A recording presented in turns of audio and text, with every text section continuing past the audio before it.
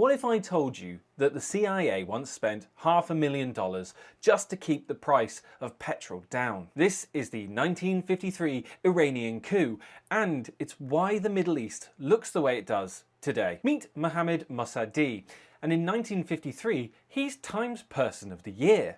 Why? Because he stood up to the British Empire. Back then, the British Empire owned 100% of Iran's oil, and that was done through a company that we now call BP. Iranians were living in poverty, whilst their oil powered London. So Mossadegh did the unthinkable. He nationalised it. He brought it into Iranian ownership. He said that our oil belongs to our people. The British Empire was so scared of this that they tried to tank the Iranian economy, and when that failed, they called in the Americans. The CIA sent Kermit Roosevelt, the grandson of Teddy Roosevelt. His mission was Operation Ajax, and this would become the staple for how to overthrow a government for the next 50 years. They didn't send an army. They sent one man with a briefcase with $1 million cash. And they used that money to buy the media. They paid journalists to put out fake news about Mossadegh being a communist. And some even saying that he was an atheist. They then hired local strongmen and circus performers